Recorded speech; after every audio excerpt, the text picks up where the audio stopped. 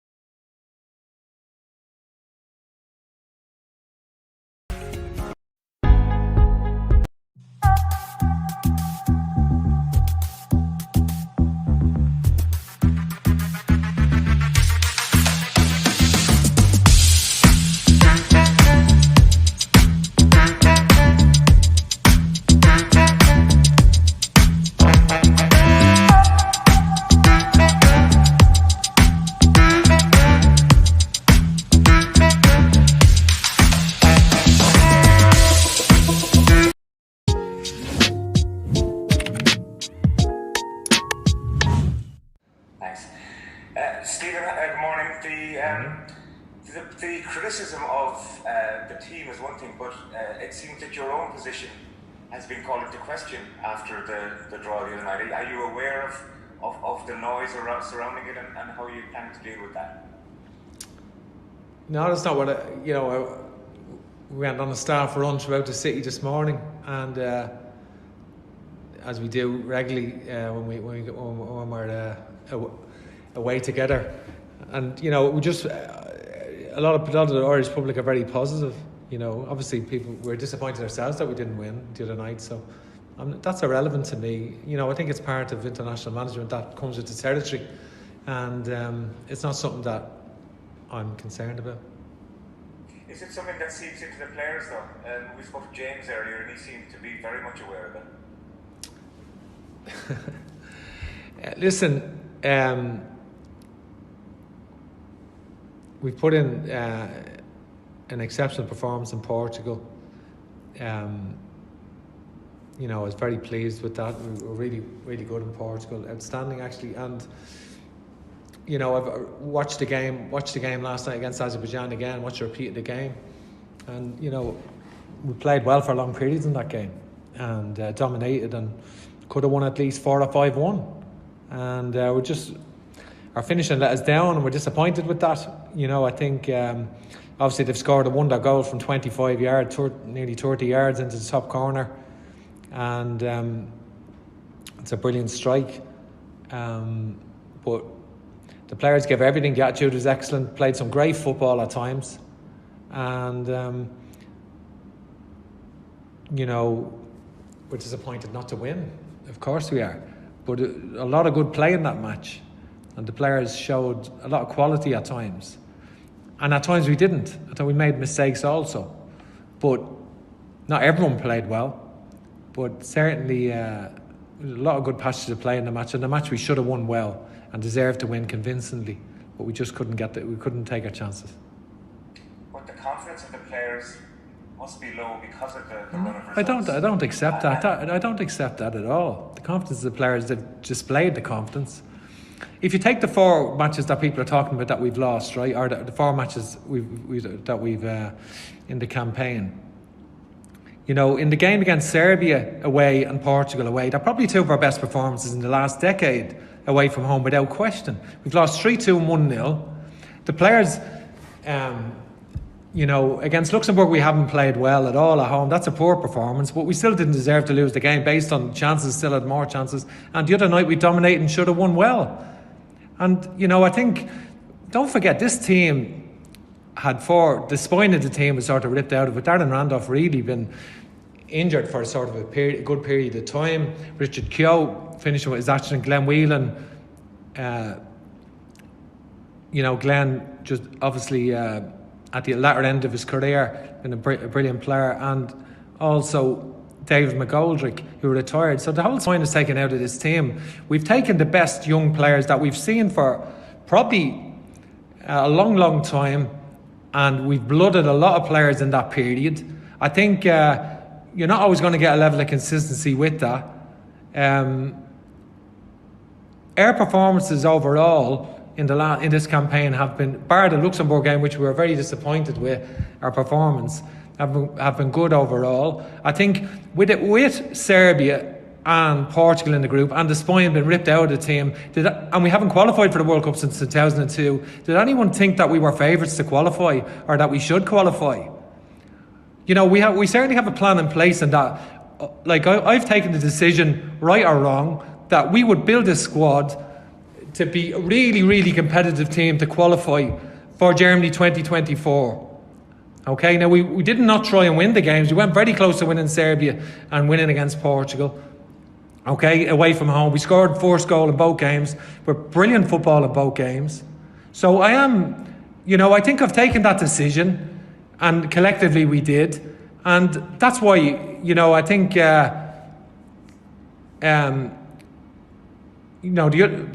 last week against Azerbaijan was a good occasion. The supporters were brilliant. We started brilliantly. Couldn't get that goal. They've scored a goal in 25 yards. They defended deep. We threw the kitchen sink at them. So many attempts on goal, and we missed the target. Our finishing could have been better. We have only ourselves to blame in that regard. But I think there's real progress overall, to be honest. And that's the way I see it. And that's why my staff see it, and all the coaches see it. And there's a lot of people behind that. There's a lot of people who aren't, who just see, well, they're in results, but that's not your job to develop the game here. That's not your job. Your job is just to win the next match. That's your job. And that kind of nearsightedness doesn't create anything. You might beat teams you shouldn't beat, but you'll never beat the teams that you can strive to beat. So you're trying to build something that can actually be tangible over a period of time, and that can be successful. And that's the way I see it. Guy Havard, please. Thank you. Following up from that, then, the aim is 2024 and the Euros. Are you suggesting then that your contract should be renewed next summer, that you should be given more time to finish what you perceive as the long-term job? Well, I've been given no assurances in that regard, and I've taken the decisions I've taken regardless of the impact on myself or here. I've not been given any assurances in that regard. I think I've just been given full support by the FAI. People behind the scenes have been brilliant, and I think so I think I've done it because we have a very, very exciting squad emerging, and we've not had a huge pool of players to pick between the experienced players who are at the other end of the career and the young players that are coming through. There has been a gap there for sure. But I'm very, very pleased with the emerging squad, and I think that some of our performances have been excellent, like against Portugal the other day, where that was the cruelest of fates, really, to lose that game of going into the 89th minute. And I think the players have deserved better than they've got over the last few games, because overall against Azerbaijan we threw the kitchen sink and we created so many chances and played well for long periods in the game and had so many attempts at goal. But we need to definitely improve our finishing, and it's not like Azerbaijan. They don't concede a lot of goals. 2-1 against Serbia, 1-0 against Portugal. They're not minnows. These players are playing in group stages of European competition, and they certainly none of the games are easy. So that's the way I see it. Thank you. Paul Walsh, please, to end the live section. Thanks, Kieran. Hi, Stephen. Just on your last answer there, despite the good performances, though, are you worried that the FAI board might decide that you won't get a contract extension and they might just focus on the results instead? Well, this is not about my contract's not up till next July, so this is not about my contract. This is about us preparing now for Serbia. It's a very important game. Serbia, with a brilliant game with them in Serbia. It's an outstanding game of football. They're a very good side. Jovic was 60 million to Real Madrid. Vlahovic, they're talking between 50 and 70 million out to the Premier League. They're not getting in. They're strikers that are not getting into the Serbian team at the moment. They're not getting in. So they have that level of depth. They're a great example to us what a nation can certainly in terms of producing players. So we we want to strive to get better. So it's going to be a real tough game. Obviously, Mitrovic has already scored 7 goals himself in the campaign, and he scored goals from nothing. I seen his when they beat Azerbaijan 2-1, he created 2 goals from absolute nothing. And so it's, we're going to have to be at our best against Serbia. They're a formidable team, and we've got to make sure that we're ready to go. It's their 3rd game in 6 days. It's only their 2nd really, because they had a friendly and they were able to rotate.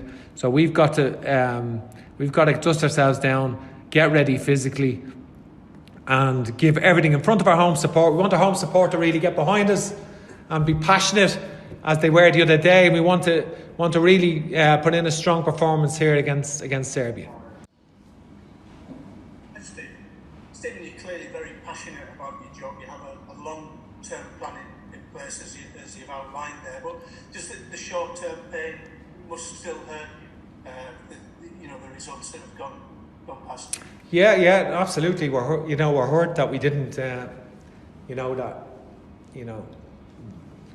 a manager, you're trying to get a substitute on for 4 minutes in the 88th minute to break up the rhythm of the game and just to get fresh legs on, and you can't get them on, and then they score, and that comes back to haunt you in relation to that. The fourth official just completely planks the situation. You're trying to get substitutes on, and that's a regret, of course, that you can't do that. The other night that we didn't take the chances that we did, and we've looked at them all again, and that we, to not beat Azerbaijan with such dominance in the game, we're disappointed with. But listen, I can't fault the players. They're trying. They played some terrific stuff, and they deserve to win the game at the weekend. Gavin Clooney, please. Thank you, Stephen. I think a lot of people would agree with you when you talk about the progress the squad is making and the performances in Portugal and Serbia in particular. But do you need a win at some point to validate it, to highlight it, and then point to the FAI when it comes to making a decision on the future to say, look, this is what we've achieved so far? The answer to that is I don't know. But we'll endeavour to try and win every game. We'll approach the Serbian game to win it. That's the objective. We want to win against Serbia. We know they're an exceptional team. They've got a formidable squad. They seem to have continuity in their team. And we're going to have to be. It's a real physical test for us again to go 3-6, and we've got to do that. And we want to win the game, and that's what we want to do. It's our determination to try and do that. And just lastly for me, Stephen, I know there's stories in the paper, a couple of the papers today, that your job is under threat if you don't beat Serbia. Has anything like that been communicated to you at all? No, absolutely not. Absolutely not. That has not been communicated to me. I've only people behind the scenes have been very supportive, and that's. I doubt that is very much the case, to be honest. And do you still feel you have the full backing of everyone behind the scenes? Because I know last year around the video stuff there was a reference to the people behind the scenes not exactly being helpful, if I can couch it. No, listen, we're just focused on the game really against Serbia, and I think we're very united here. I think, and we want to go, and we've put in some strong performances. We've not got what we deserved, but we've seen the emergence of a lot of really good stuff, and a lot of players really emerging and formulating a team that's going to be very strong. That's the way I'd feel. It's going to be very strong over the next couple of years for sure. Neil Reardon, please. And don't forget we've had to make changes in this camp, even with Darrell O'Shea dropping out, Nathan Collins, who would have possibly come in for him, and now Seamus Coleman in that position as well. So there has been challenges, and obviously losing the COVID players with COVID, but so there has been challenges, and but the players have responded well. The attitude has been brilliant. Neil Reardon. Hi, Stephen. Hi. You mentioned there about building a team for Germany 2024. Correct me if I'm wrong, but I'm not sure that was publicly articulated before. Just asking, was that something that was discussed with the FAI when he took over? And secondly, has it proven more difficult to do that whilst getting results that you envisage? No, I think the FAI knew that they had a lot of, when I was appointed, knew that they had good players coming through the system, and knew that would have been realistic, and knew that they hadn't qualified for the World Cup in over 20 years, and that with the difficulty qualifying now with just one group winner qualifying, they knew that it would be difficult. But I don't think it's. We've discussed it I've discussed it, but I'm not really going to go into internal discussions between myself and everyone within the FAI. But just on the second point, you obviously felt you could be more competitive results-wise in this group than you have been. Yeah. No, we would have expected to beat Luxembourg and Azerbaijan. We would have expected to beat them. That's we would have, at home, yeah. John Fallon, please. Yeah, thanks.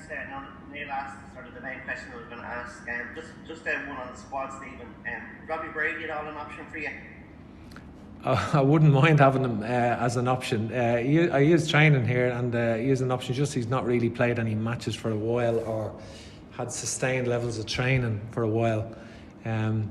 So he probably isn't, John, to be honest, at the moment. But I do see him I think there's some clubs, if he gets signed, and hopefully for the October camp, we can have Robbie as an option. Thanks. Ed Leahy, please. Thanks, Stephen.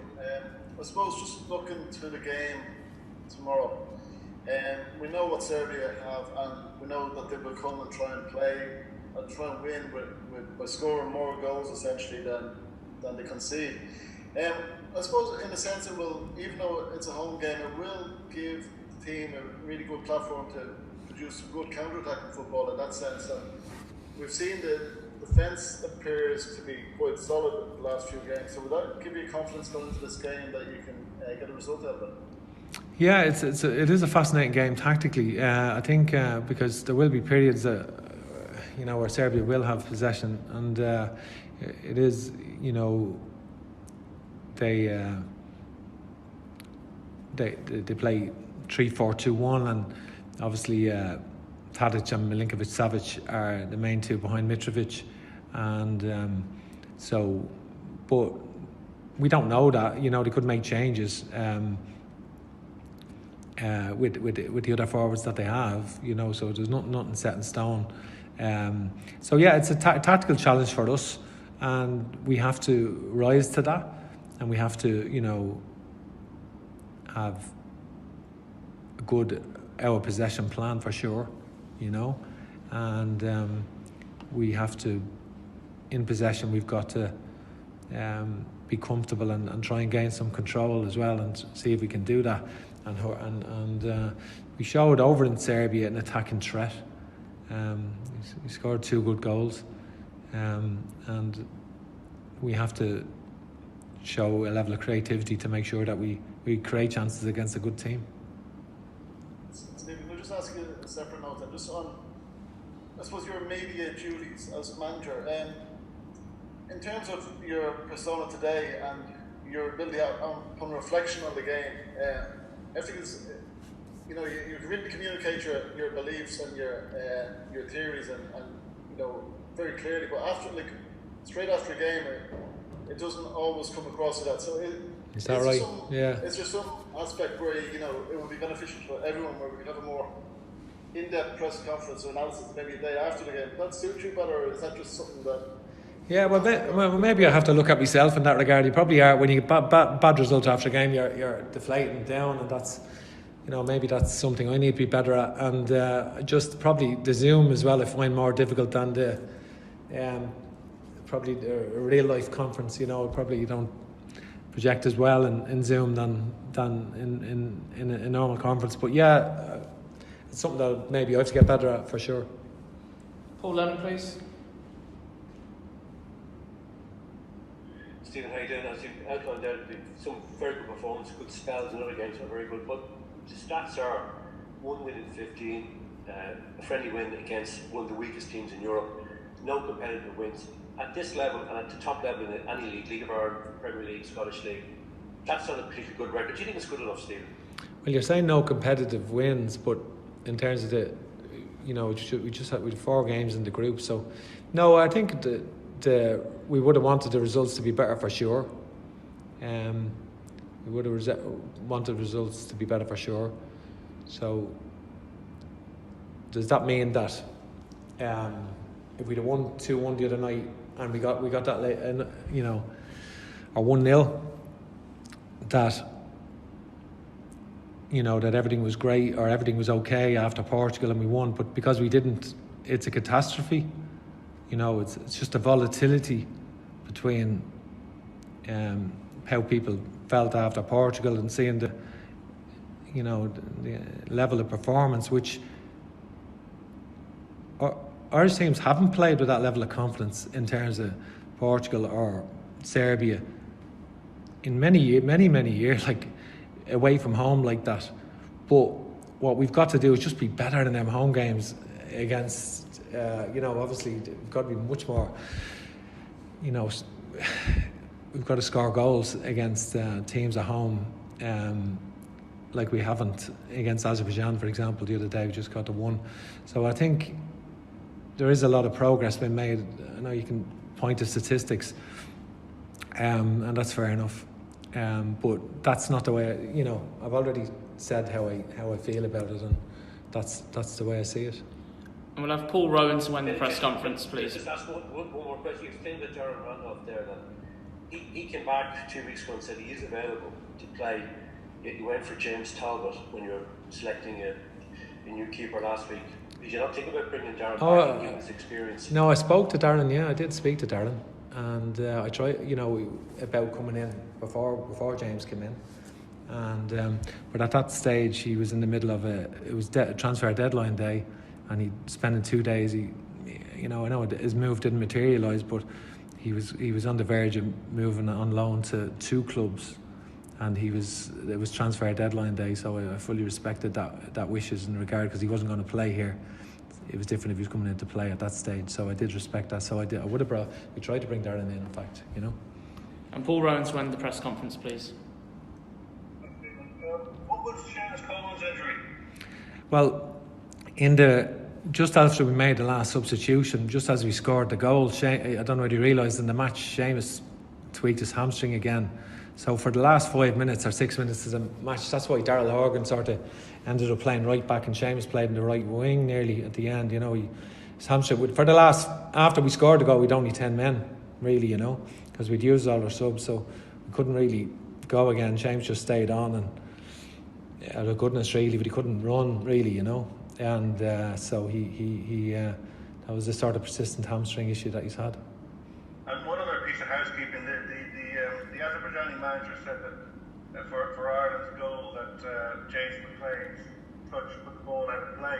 Yeah, no. Look back at that. What's your view? Well, Ger Dunn, my senior analyst here, has looked at that at length and said that certainly wasn't out, and he has video evidence to confirm that it definitely it wasn't out. That's why he informs me.